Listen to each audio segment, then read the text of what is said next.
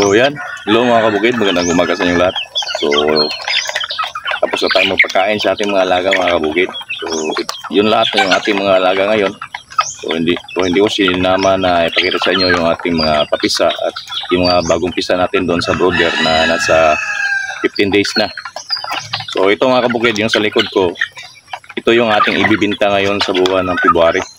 So mayroon na rin dito mga 1 kilo at may 3/4 na rin. So ito mga kabukid, ibibinta natin to para meron na naman tayong pambili ng pagkain sa ating mga alaga.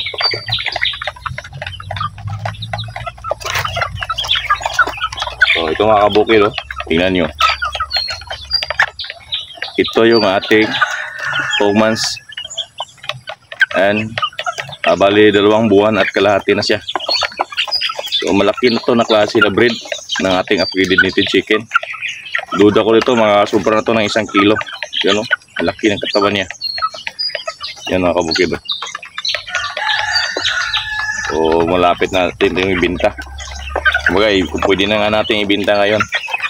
So yung iba maliit. So hindi pa natin nakuha talaga yung tamang breeding. Pero patuloy pa rin tayo hanggang makuha natin yung tamang breeding ng ating upgraded. Na 2 buwan, kalahati o 3, mag-1 kilo na yung ating mga alaga. Para hindi tayo malugi kahit mag pure feeds man tayo na pakain sa ating mga alaga. So tulad ito mga kabukid, maliit siya. Pero ito, kadalasan bakit ito maliit mga kabukid? Dahil nung pinapisa natin to, maliit kasi yung eggs. So yan ang kadahilan na kuminsan maliit yung ating mga alaga kapag mula doon sa pag-incubate natin ng mga itlog ay maliit. So ito yung kalalabasan. So kapag ito umabot ng 3 months, ibibinta natin to kahit na ganito maliit ito. Kasi bibilhin pa rin ito kasi native yung ating mga alaga. Kasi yung aking buyer dito mga kabukid, ang gusto nila native kasi karinderya siya. So yung mga customer niya gusto nila native na manok. Kaya walang problema kahit maliit yung binibinta sa kanila. So sa amin, binibinta namin dito ng 200 pesos per kilo. Doon sa karinderya na aking binagbibintahan, basta bultuhan lang, 200. Pero kung paunti-unti, so sa akin, binibinta ko ng 230. Minsan 220, ganun lang.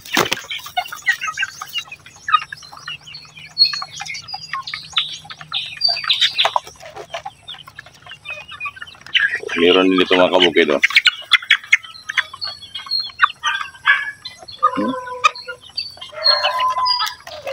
Duda ko 1 kilo na to.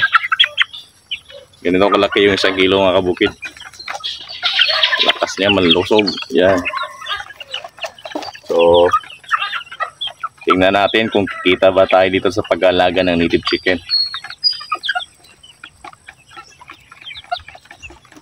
So dito sa akin mga kabukid, ang style dito buwan-buwan. So kailangan kumbaga try natin na makapagbinta talaga buwan-buwan. Kaya yung aking style doon sa pag-incubate buwan-buwan, kailangan may papisa para buwan-buwan may binta. So yung aking mga inahin doon, binilang ko doon lahat, nasa 17 na piraso na lang sila. Kasi bininta ko na yung iba na maliliit, yung hindi umabot ng 2 kilo at 1 kilo 3/4. Yun, bininta ko yung mga 1 kilo at kalahati kung mga inahin kasi maliliit yung eggs. So yun lang mga kabukid. Maraming salamat pala sa inyong lahat na palaging nanonood ng aking mga video. So patuloy lang tayo sa buhay mga kabukid at enjoy nyo lang kung ano man ang inyong ginagawa. Kung ano man yung mga plano ninyo sa buhay, patuloy lang tayo. Basta wag lang tayong huminto. Malay natin baka mga araw magiging successful din tayo sa ating mga plano sa buhay. Kaya happy farming sa inyong lahat mga kabukid.